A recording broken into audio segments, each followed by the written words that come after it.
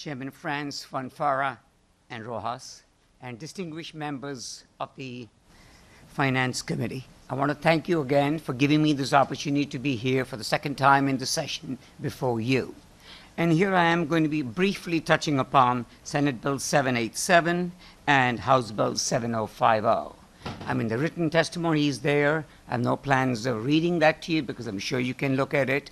But basically, we all have seen the governor's budget, and we know the impact it is having on a wide range, whether it be municipalities, whether it be permit fees, whether it be ambulatory care centers or at hospitals, when you combine these two bills together.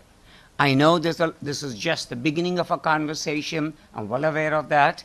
But as we move forward, I hope that this committee and the other committees in cognizance will listen, will hear some of the concerns we all have as far as these bills are concerned. Senate Bill 787, just touching upon a few components in this bill, has excessive fees for the gun permit increases. We heard about that. We did have a discussion on that earlier on. And I find that these fees are excessive, not in line with our neighboring states.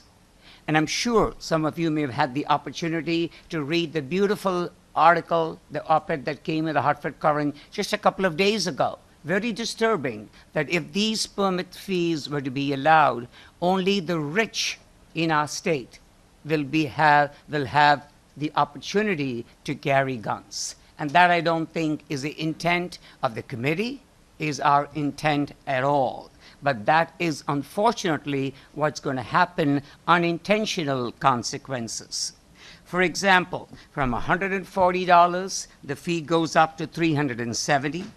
Another fee goes up from $70 to $300 for renewals. And I would urge this committee to look at these permit fees and do what is right so that anybody who would want and goes through the process and is wanting to hold and carry a gun legally can do so. And we are not differentiating by class, that certain classes of people, the rich, have the opportunity, but not everyone.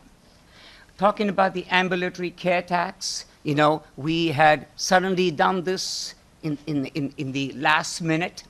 And then we made these provisions for exempting certain number of amounts in the gross revenue of these taxes. Ambulatory care centers are, as you know and I know, perfect places to deliver services, cost effective and also quality of services not compromised at all.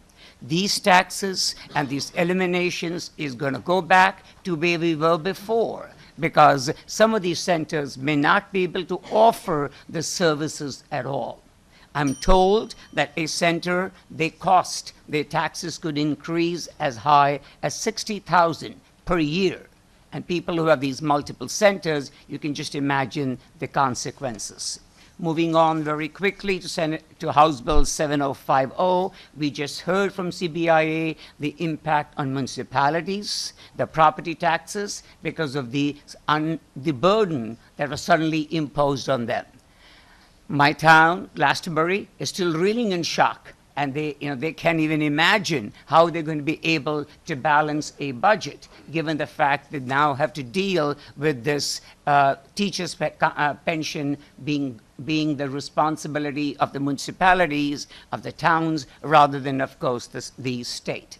And finally, the hospitals, they have been looking to get some relief from the hospital tax. Their request of us, of our committees, for cognizance, is we need to make sure that the taxes imposed on them, the promises that were made on them when the taxes were given, that we follow those promises through, and of course we haven't done that. So we need to look at that again, and now, insult to injury, we are saying that we're going to add on a property tax to the hospitals. So here they are asking for relief, and we've gone the other way around completely and saying that the hospitals that were exempt from property taxes now will have to do so.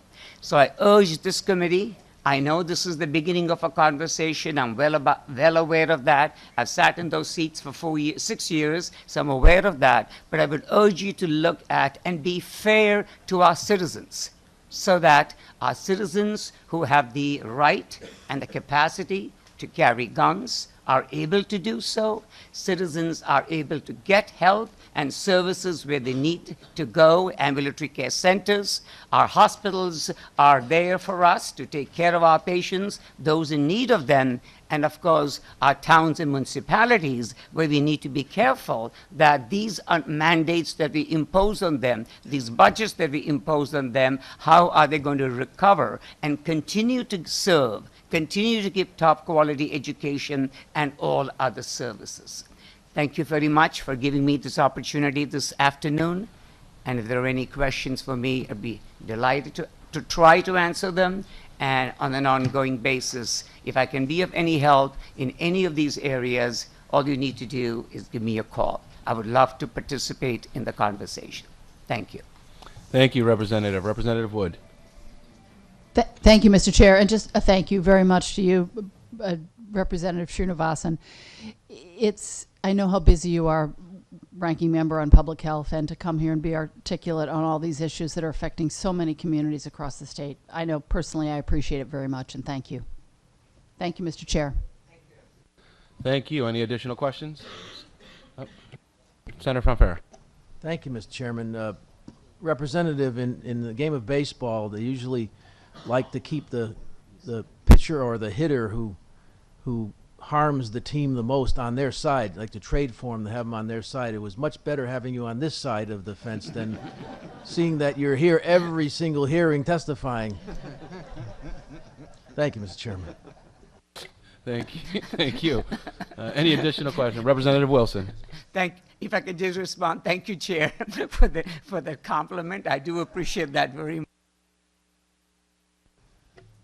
Thank you, Mr. Chair. Thank you, Representative. Good to see you again. And just keeping tally here, because I'll ask the question that gets asked every single time when we bring up the pistol permit fee. How many constituents have sent you emails on this issue? Thank you, Representative Wilson, for that question. My guess is we are talking about 20 to 25 people have sent me emails on the subject matter, raising concerns and wanting me to speak on their behalf. And then the second part of the question is, how many have been in favor of the increase in the fee? Representative Wilson, thank you for that question as well. Not a single one.